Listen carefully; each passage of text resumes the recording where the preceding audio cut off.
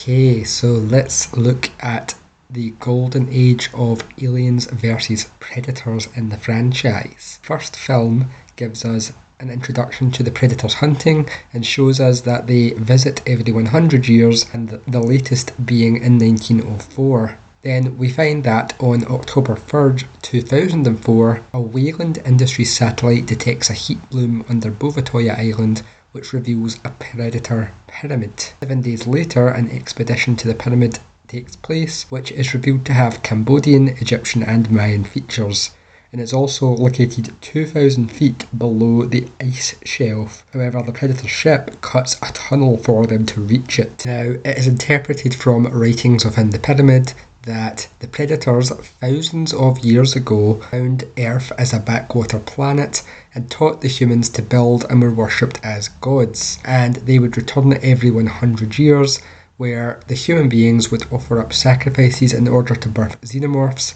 in order for the Predators to hunt as an initiation ritual. Now, it is noted that only the chosen may enter, and that they gave their life so the hunt could begin. And the pyramid appears to be designed in a way that indicates to us that human warriors were also present within the pyramid to fight the xenomorphs and predators as a challenge. Hence why we have human trophy skulls present within the sacrificial chamber, despite the fact that the people were being used as hosts and worshipped the predators. Now, as far as Bovatoya Island being habitable goes, people could have technically been there as late as 2,000 years ago, as it was a volcanic island and volcanic activity was still occurring around that time. So the area could have been geothermally heated in order to make it habitable up until about 2,000 years ago. Now, we find the pyramid has an alien queen kept frozen below it, and the queen can survive being frozen, again showing the extremophile nature of the xenomorph race. However, it does appear to die at the end of the film, as it is plunged into the ocean around Bovatoya Island,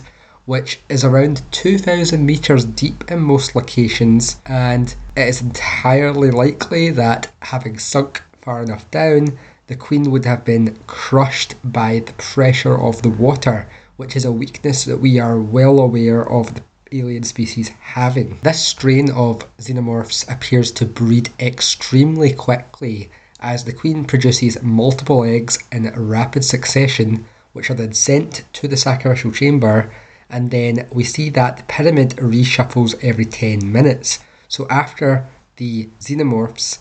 take the hosts of the people in the sacrificial chamber, it is less than 10 minutes until they go from chestburster to fully grown xenomorph, unless these particular xenomorphs are actually already hiding in the temple dormant. And so it appears that the rapid growth rate of these xenomorphs would explain why these are drones that we see overrunning the pyramid in the ancient past, and not warriors which would be born if a queen was present, due to the biology of the xenomorphs that we have seen so far. They are maturing at such a quick rate that they don't have time to actually transition into warriors because they are breeding so quickly. This strain of xenomorphs also appears to be similar to the cloned ones that we see from Alien Resurrection, as they notably have webbed feet and bladed tails. Now, given that those cloned xenomorphs were cloned from a queen, and most likely were sporting the traits of a queen in their genetic makeup, it is entirely possible that a similar occurrence has happened here. We don't know where the predators got this queen from, but we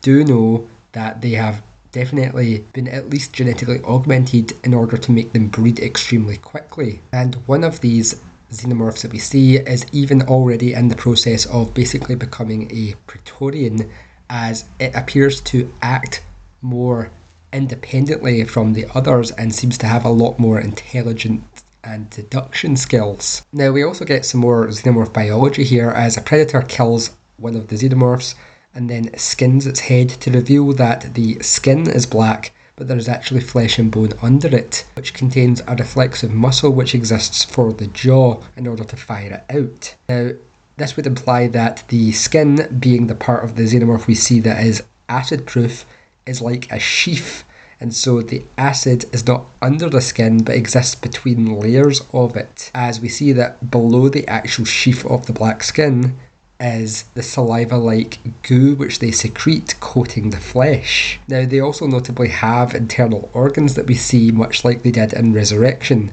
and so this implies to us that at least if this strain is not cloned like the ones in Resurrection, xenomorphs potentially do possess a digestive system of sorts. We also get some interesting notes about the earlier stages of the xenomorph life cycle here, as we find that certain facehuggers do not appear to use their tail to choke a host that is cocooned, as they are already subdued, leaving them awake during the implantation process. And we also find that if a chestburtle's host is killed while it is still inside, it's possible for the chestburtle to launch out and attack. However, being as small and frail as they are very easily dispatched by the predator in question that is being attacked. Now, we see that multiple more eggs have been transmitted up to the sacrificial chamber after the initial implantation, which seems like an oversight on the part of the predator technology as to why they would continuously keep sending more eggs after they have their select number of hosts to use for the challenge, as it seems to be implied that the entire concept is that the hunt remains within the pyramid. Now, at first I believe that it seems likely that the xenomorphs most likely moved the eggs here because they are the ones who made the hive structure that is in the area. However, we also have to remember that the xenomorphs have to get from the eggs to the chamber if the eggs are not being transmitted up to the chamber automatically. And so this would imply that the xenomorphs must have just been moving the eggs as they came through, as otherwise they would have had to figure out a way to get down and back up with the eggs while outmanoeuvring the 10-minute switching of the pyramid structure. It is also very convenient at the time that the nest is discovered on this film that there are actually no xenomorphs present guarding this area, because they have all been summoned by the Queen to her location in order to release her by stabbing her with their mini-maws in order to use her acid blood to release the chains binding her, which again, another major oversight on the part of the predator species. Why would you imprison something with acid blood using technology which is not acid proof, when we know fine well they have already got acid proof metals in their armoury? Now, the final battle of this film would culminate with the alien queen stabbing the predator with the implanted embryo, showing us that xenomorphs will not spare an implanted host if they pose a big enough threat, unless the only exception to this seems to be Ripley in Aliens 3, because the embryo she was carrying was a queen, making it more special. Now, this ending also brings up the question of, do any of the humans who survive in these films actually survive beyond the end of the films? As Lex has been left in the cold of Antarctica, she has shed her heat protection because it was being burnt by acid, and is a massive distance away from other humans at the time. And we do see a vehicle nearby her location as the camera zooms out here, but it's never explicitly stated whether or not she survives. We do, however, see relics that are connected to the events of this film in 2008's The Predator in the human research facility on the aliens, implying that at the very least humans did arrive and managed to scramble together scraps of the predator attack here. And it is noted that Wayland is noted to have disappeared, so the actual events of what happened in the pyramid have either been unknown to the humans or have been covered up. Now, this film leads directly back into the events of Requiem, the sequel, as the Predalien bursts from the host on the Predator ship, showing that it was able to incubate inside the Predator that was supposedly killed, and the ship it is on then drops off the mothership and heads back to Earth. And we see multiple trophy skulls within the ship, implying to us that they have at least encountered a creature which resembles the space jockey, and also that they have hunted dinosaurs at some point in the past, which opens a real can of worms here as to how old the predator race is. Were they around 65 million years ago hunting dinosaurs on Earth, which doesn't seem to be the case considering the previous film said they found it thousands of years ago, or is it possible that some other race has potentially transplanted dinosaurs to other planets before this point? Now, the Predalien causes the ship to crash and releases at least 6 or 8 face huggers into the wild. The Predalien then moves out and we see 2 victims are face hugged, and the ship sends a distress call to what is presumed to be the predator home planet and not the mothership it dropped off of, interestingly. And so a lone predator, Wolf, is sent out to investigate, which reinforces us of the hierarchy of the predator race that we found in AVP Extinction. And so Wolf is an elder predator, an enforcer or an inquisitor who is sent to mop up their mistakes and also prevent any harm coming to the cultural heritage of their race, explaining why they aim to basically cover up any knowledge of the predator's activity and any evidence on the planet. And it is quite interesting that the main objective of Wolf does seem to be to stop the xenomorphs from overthrowing the human race and wiping them out. And this is potentially, as we see in later installments, because the predators seek something from humanity itself and aim to preserve it for their own ends. Now, the same day we have the facehuggers from earlier birth new xenomorphs, and then we find that the Predalien and some other xenomorphs enter the sewer area where two more victims are facehugged, and we find that there are also full-grown xenomorph warriors around at this point, which seem to be influenced by the fact that the primary xenomorph that we have here is the Predalien, and so much like a queen, it encourages the growth of warriors rather than drones. Now, we have a dog within the sewers, which we never actually see what happens to it after this point, so it's unclear whether it becomes a host or is killed by the xenomorphs. And then we also find that one of the victims in the sewers is actually a woman, and the xenomorphs treat her differently from what we see happen to the men here. While the men are just used as hosts, the woman is cornered by one of the xenomorphs, and then the Predalien approaches her and then pushes the xenomorph out of the way. She is then not used as a victim for face-hugging, but instead the Predalien does something to her with its mouth. And we never actually see what this is, but it's really interesting to note that it is after this point that we find that the Predalien is able to create embryos, which makes me wonder if it did something similar to what the drone did to Lambert in the original Alien film in order to create fertility in itself. Now, given that my assumption is that xenomorphs grow as quickly as they do because they absorb radiation and also water as their primary intake of sustenance, it seems interesting that these xenomorphs grow as quick as they do, as we already have bursters roaming around the sewers which are rapidly accelerating into full-grown xenomorph warriors. And so my implication here is that there's definitely no radiation in these sewers on this random rural part of Colorado, so where exactly are they getting the sustenance from, as they have the water but not the radiation? And what I believe is happening here is that the fluid which the predators are keeping the facehuggers in is actually the source of the radiation and is essentially creating a sort of super advanced facehugger, as the embryo they implant will take all of this nutrient with it in ordering it to create a super accelerated embryo implantation and growth process. And there's even some precedents to consider that the fluid is indeed in some way radioactive, as when the predator is hunting for these facehuggers, it is one of the visions that comes up on its mask, which is never actually explicitly stated what it is it's tracking, but it's not the actual facehugger, it's the fluid which is being tracked. And we find Wolf would come to the sewer nest and it begins attacking it, forcing all of the aliens present to flee. Now at this point we don't see any more facehuggers in the film, and so it can be implied that all 8 of them either perish or have found hosts, which would explain why after this point we have so many xenomorphs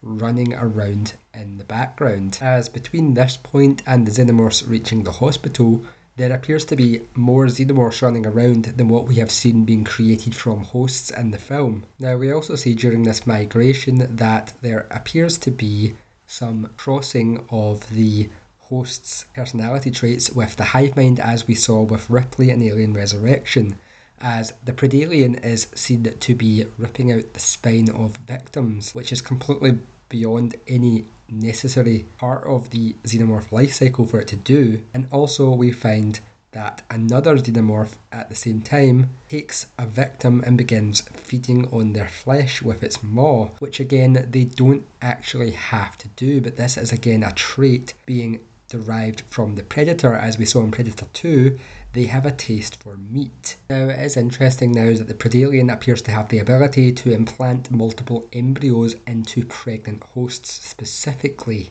in order to create multiple xenomorph chestbursters at the same time. Now, this does raise some questions as to the nature of how predators breed, as xenomorphs have never shown this ability before, and so it must be an inherited genetic trait taken from the predators as the host species. So this predator host was a male and is now able to implant eggs into females, so it makes me wonder if predators function similar to what seahorses do, where the males actually are the ones who carry the eggs. As it is notable that in all of the Predator film franchise, we have never actually met a female Predator in this canon yet. Yes, they do exist in the comics, but we have yet to actually get any elaboration on how their species works in films, or technically in the games as well, although this would seem to indicate that they are some form of brood breeders. Now, the film would end with the infestation being wiped out by a nuclear attack.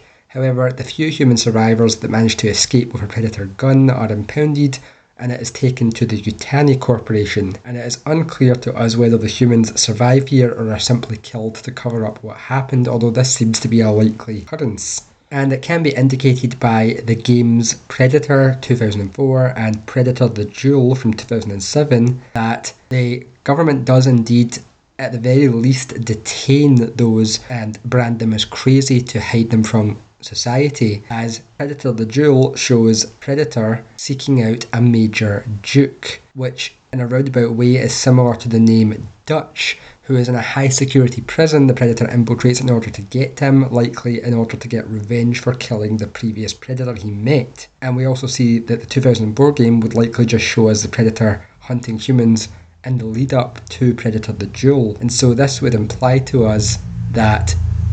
Dutch is actually Major Duke under a new identity which is being used by the government. Now, we also see that the early 2000s shows us an interesting split occurring in the Predator's culture, as we find from Concrete Jungle that in 1930 a Predator is exiled for 100 years following his actions disgracing his clan. However, when his exile is up in 2030, we find that his clan is basically wiped out because the humans have now begun harvesting Predator technology, and his clan and their attempts to attack the humans have basically all been captured or killed. Now, given that we learned from Extinction that the Predators don't usually have multiple tribes on one planet due to them having to petition to the rights, otherwise more than one tribe is set against each other, and we already know that there is a tribe visiting every 100 years for the ritual, it seems that this is implying to us that Earth is special to the Predators, and there are actually 4 clans at play here. As we see on the mothership, there are 4 docking ports for the smaller clan ships. And this 4th missing clan here is the Dark Blade or Exiled clan, who since 1930 have been trying to attack humanity and are the ones who become the bad bloods that we see in the films, seeing humanity as a threat rather than following the ancient cultures and traditions of their race and turning their back on the other predators. This leads to humanity gaining more and more of the predator technology, as Borgia Industries uses what they call Prometheus tech and sell to Wayland and Yutani, and found the city of Neonopolis, which is ruled by the mother computer, which is a human plugged into an organic computer interface, which goes on to become the basis of the human android creations and mother in the Alien franchise. And it appears at some point these bad bloods do manage to get control of Predator society, as we see from the Predator that the upgrade Predator is a massive predator, and that at this point Predator society has shifted in a way that these bad bloods appear to be in control, and are actively using genetic augmentation in order to enhance themselves, going so far as to genetically hybridize with humans, which is something we again see in Concrete Jungle. And interestingly enough, does raise certain questions, as the hybridization process would imply to us that similar genetic makeups exist between both species, enabling them to do so. And as it is strongly posited by the creators of said films, the Predator film from 2010 actually takes place after this, and so these are bad bloods that are abducting humans for hunting rituals and are being opposed by the traditional predators, again showing that the race is in conflict. And it is notable in the Predator that the humans believe that the predators are planning to invade and that they want to take over the earth, although this is never actually confirmed in the film. It is entirely possible that these upgrade predators just want to kill the humans as they see them as a threat, as at this point in the timeline they are unaware of the fact that Borgia Industries is already antagonising the predator race. And so it can be implied then that all of humanity's advanced spacefaring technologies that we see in the franchise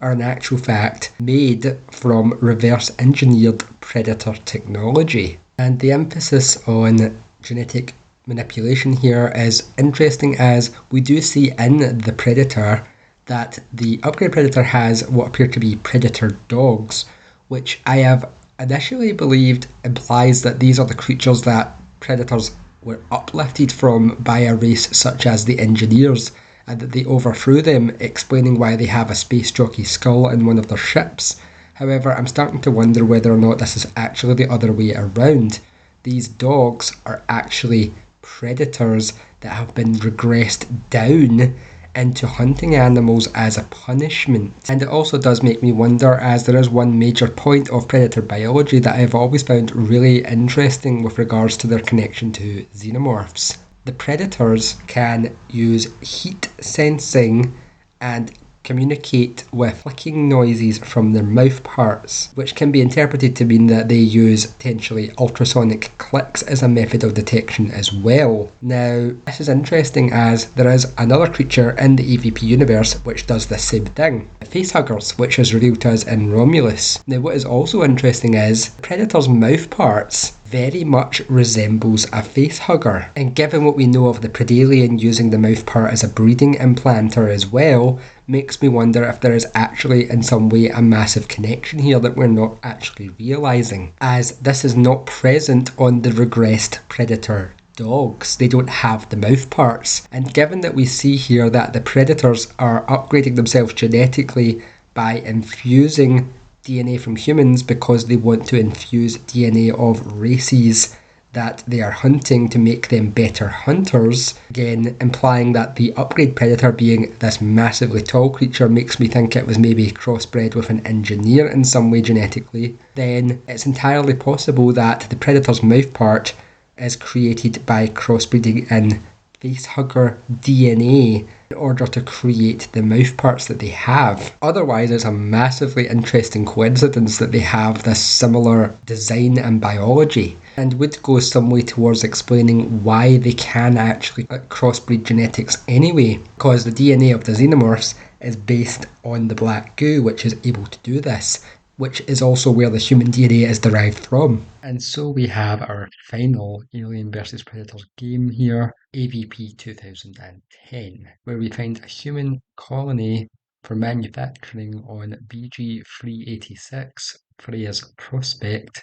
is a site which features alien eggs underneath it, which are very likely planted here intentionally by the company in order to hatch new xenomorphs. As we see, they even have extraction labs hidden in this facility in order to extract new specimens. And it is notable that one of the specimens we see birthing here turns out to be straight up a Praetorian, known as Specimen 6, as it emerges fully smarter than the other xenomorphs and uses the host's body to escape captivity. And these xenomorphs notably evolve straight into warriors instead of drones because there are already established hives with queens on the planet, most notably the matriarch queen, as there is a predator temple here which unleashes an EMP beacon when it is opened, which causes a massive outbreak of xenomorphs from the facility. And also attracts the attention of a Predator mothership, much like the one we see in the AVP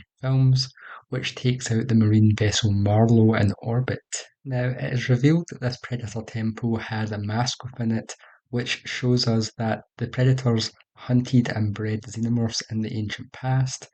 and it's most likely that this tomb is for the most illustrious of the Predators, the one who found the original xenomorphs,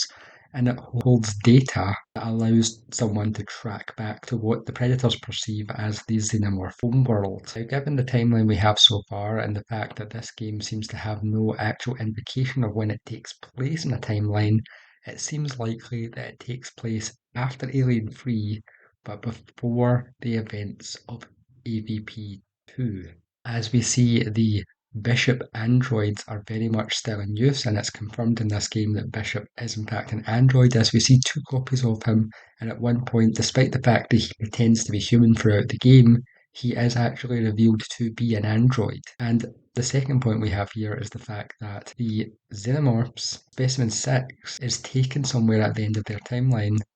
and is supposedly taken off-world to create a new hive elsewhere, which we never actually get the location of. And so it seems to me that what appears to have happened is that the AVP games, as far as the timeline is concerned, seem to occur backwards. This one takes place at some point not long after Alien 3, and is then followed by the events we see in AVP 1999, and then that leads on to the events of the Capcom AVP game,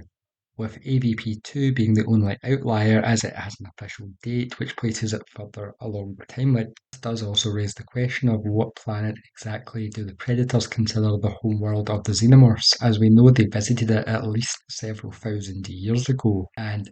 it clearly isn't LV426, and if I was to hazard a guess, it's possibly one of the sites that we see in the previous AVP games, most notably the very strange alien temple that we see in the AVP 1999 game, which we get no explanation for, or potentially even one of the cavern planets that we see in that game. And so that gives us our full timeline following the AVP games being added in to the timeline here. And in the next video, we will cover the infamous Prometheus and how it affects the timeline. And then following that, I'm going to look at the remnant games that still linger on in the timeline here, which feature LV426 after the events of Aliens and how they all tie into the timeline.